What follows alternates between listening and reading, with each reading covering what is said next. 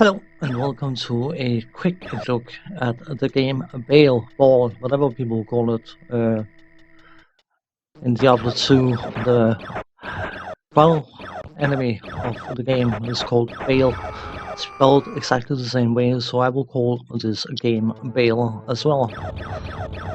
The plot is loosely that some sort of demonic power thing, whatever, has created this huge doomsday weapon thing and promptly decides to split it into several different parts because that makes sense. And your team of soldiers has been sent out to find said parts and get rid of the demonic entity once and for all.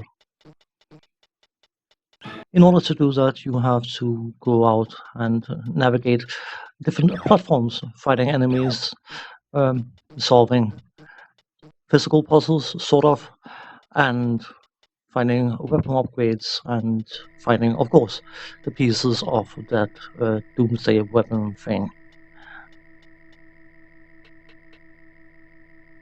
I'm saying physical puzzles because you can see these power barriers, which for some bizarre reason causes an awful lot of lag on the Amiga version, has to be disabled.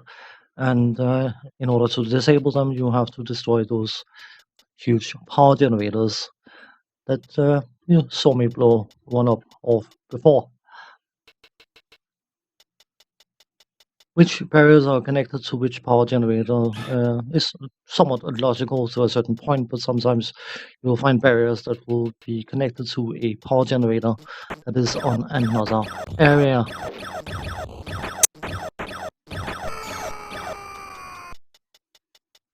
When you are moving around, you have different sections that are connected by jetpack.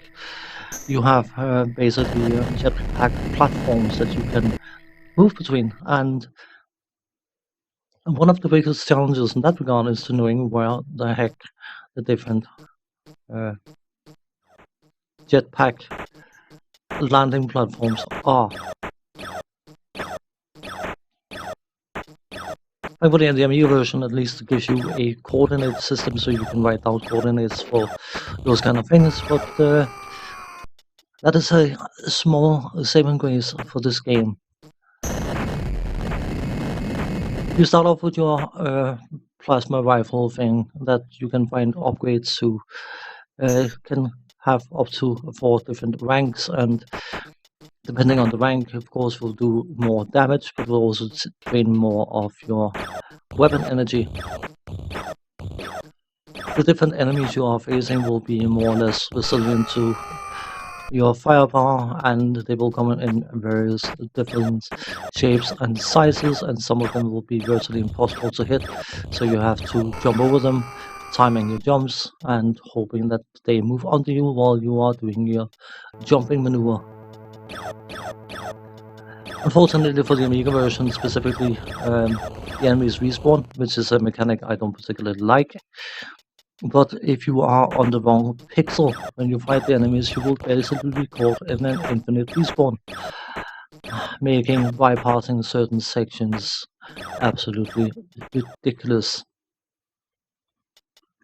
From a graphical point of view, calling this game nice looking is perhaps an exaggeration. I've definitely seen worse games from a graphical point of view on the Amiga, which is a bit sad, but the game tanks to high heaven once a certain amount of activity comes on screen, and sometimes it seems like it just tanks randomly, which is not definitely not helping the game. Outside of the funky into music, which gets grating after a while, the sound design is rather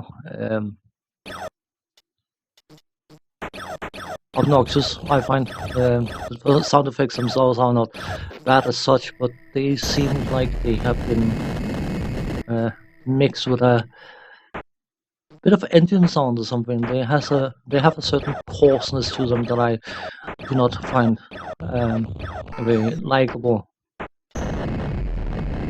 But ultimately, it's a question of gameplay, and I find the gameplay of this game to be extremely tedious and frustrating.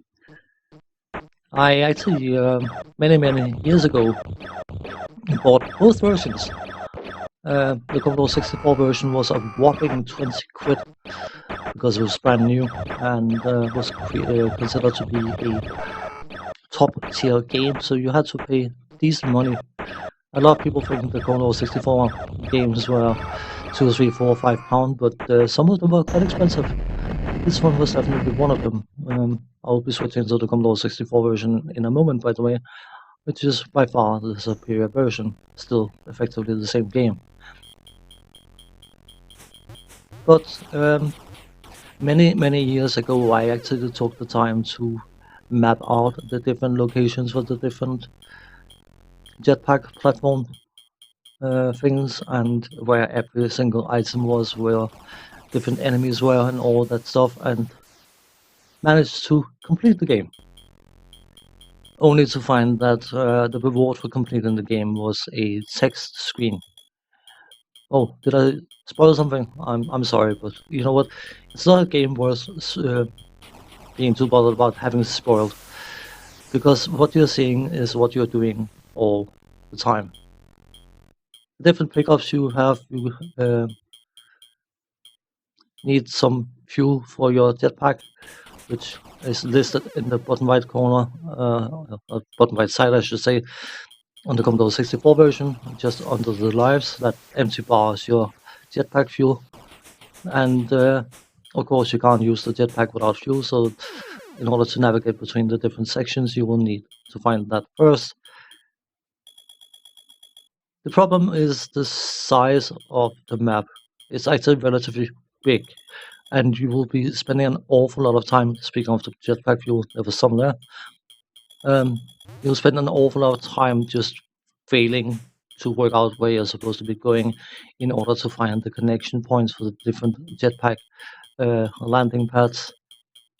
And here's one of the many pieces of the doomsday machine thing that we have to gather. One down and an awful lot left to go. From a graphical and sound point of view, the Commodore 64 version is infinitely superior to the Amiga version. For a Commodore 64 game, this doesn't look bad at all, and the sound design is clean and clear. And the reassuring sound of the metallic footsteps, while it gets a bit grating after a while, it is nice to be able to actually hear your character's movement compared to the Amiga version, where it's basically quiet.